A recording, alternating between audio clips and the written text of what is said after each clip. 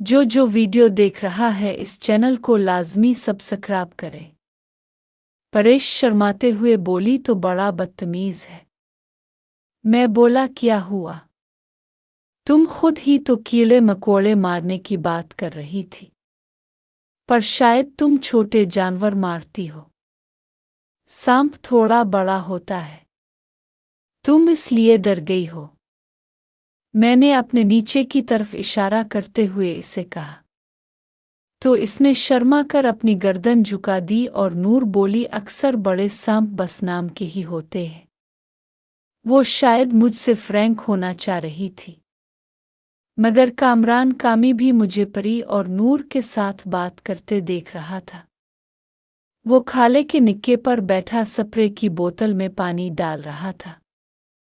नूर ने भी एक बड़ी सी बोतल पकड़ रखी थी जिसमें स्प्रे का महलूल शामिल किया गया था। मैं नूर से बोला, जो सांप तुमने पकड़े हैं वो ऐसा करते होंगे, मगर मेरे वाले शाम को किसी बड़ी सी पिटारी की ज़रूरत है। नूर हंसते हुए बोली, देख नवाबजादे, देख लूंगी किसी दिन तुम कितने पानी में हो। मैं बोला, जब चाहूं बंदा जी जान से खिदमत करेगा। परेश स्प्रे करने के लिए वापस मुड़ गई थी और अब नूर मेरे सामने अकेली खड़ी थी। मैं बोला, इस दिन तुम गुलबाज के साथ थीं जवार में, तब तो बड़ी चीख रही थीं, अब सांप पकड़ने की बात कर रही हो। तो वो बोली, तुम कहाँ थे? ये सब तुझे किसने बताया? मैं बोला, मैं वहाँ मौजूद था, मुझे गुलबाज ने नहीं बताया। वो अपनी बदल हुई रंगत पर और अपने हवास पर काबू पाते हुए बोली, तुम झूठ बोल रहे हो, तुम में ऐसी तो नहीं हो। मैंने अपनी गैलरी में मौजूद वीडियो इसे दिखा दी और कहा, मैं भी ऐसा नहीं हूं, बस कभी कभी किसी का गुरूर तोड़ना पड़ता है। अपनी वीडियो देखकर नूर बोली, ये ज़्यादती है, इसे डिलीट कर दें। ओ, मैं बोला, कर दूंगा, पहले इसका हिसाब किताब भी तो करना है। वो थरथर्रा कांपने लगी और बोली, मैं आज से तुम्हारी हर बात मानूंगी। मैं बोला, मैं किसी को नहीं दिखाता, फिर किसी दिन इस मौजू पर बात करेंगे। मैं आगे बढ़ गया और वो बोली, नवाबजादे रुक जाओ, देखो मैंने तुम्हारा क्या बिगाड़ा है, मुझे इस अजियत में मत डालो।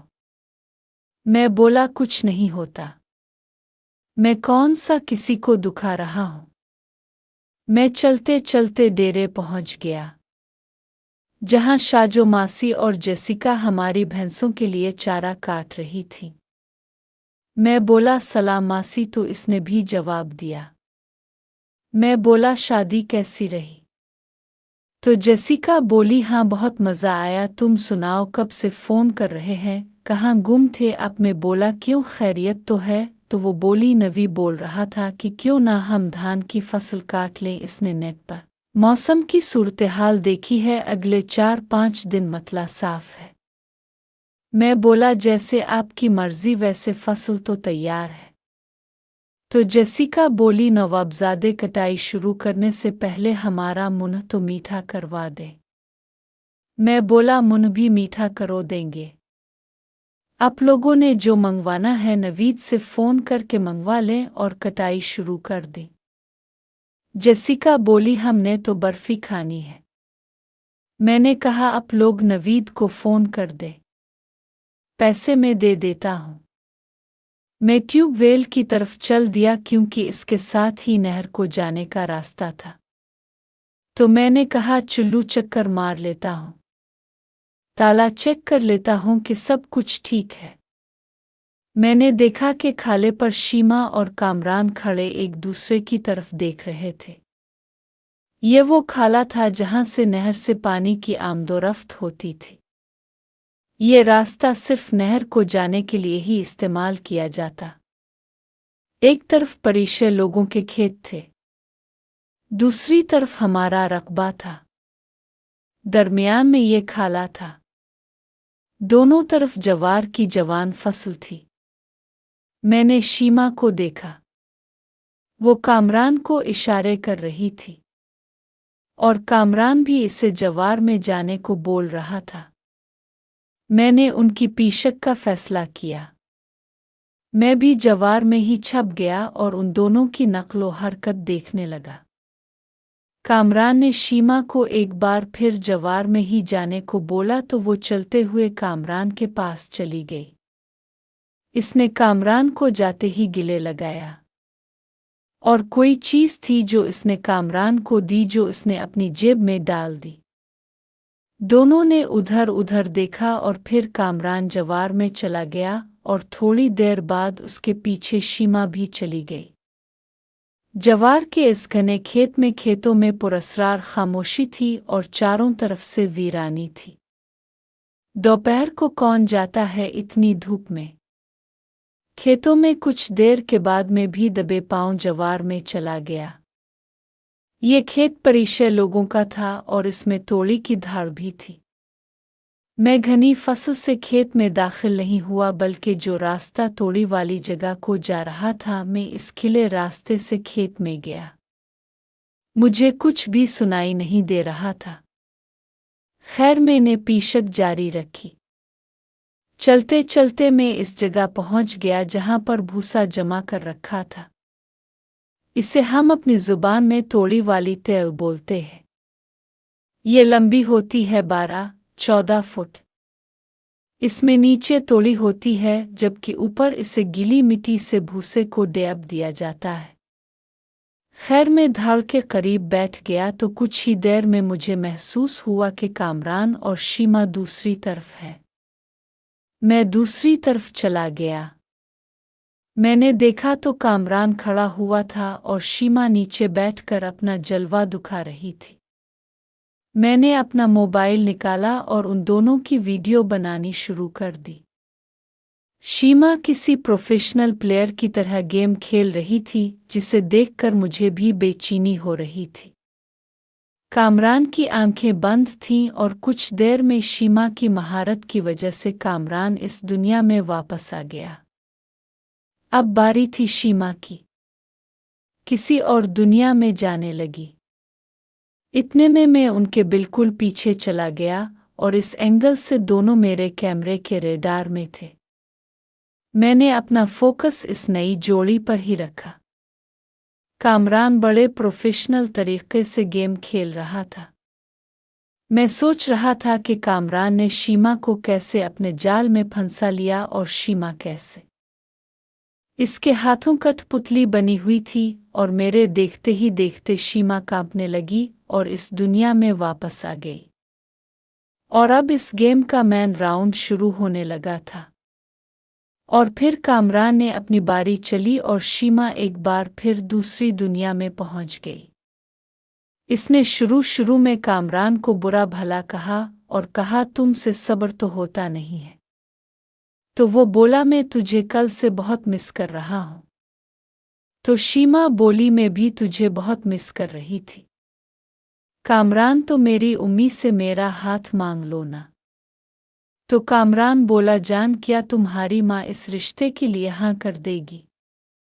शीमा बोली तुम एक बार कोशिश तो करो शायद वो मान जाए। कामरान यार पहले परिचय की बारी है फिर मेरी बारी है। शीमा तो देर किस बात की है? तुम परिचय का रिश्ता फरहान से क्यों नहीं करते? फरहान नहीं तो कोई और सही।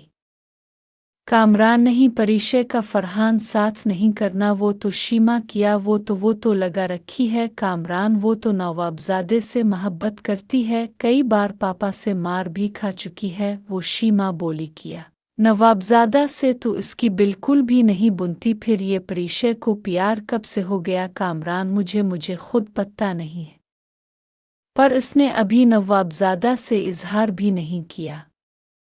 इस बात का पूर अंदर ही अंदर से पक्का हुआ बैठी है।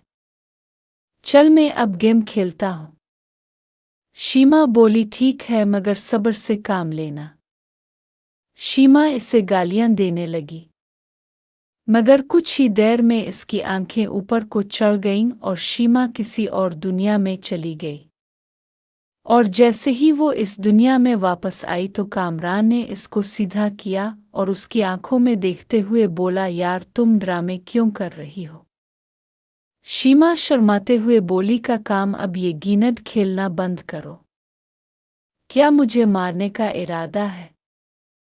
ये कामरान मुस्कुराया और बोला, भला गिनड खेलने से भी कोई मरता है? और उसके साथ ही दोनों फिर किसी दुनिया में चले गए। शीमा की उम्र अभी छोटी थी। पता नहीं कामरान ने इसको कैसे पट्टा लिया था। और इस दौरान कामरान भी उसके साथ अपनी मोहब्बत का इजहार कर रहा था। शीमा ने अपनी आंखें बंद की हुई थीं। मैंने अब उनको डराने के लिए एक प्लानिंग की। मैंने दूसरी तरफ जाकर बड़ी भारी आवाज में बोला, बेउगोई नवीद दौड़ोई। वो दोनों धड़ की तरफ ही गए हैं। नक्को पकड़ लो उन्हें।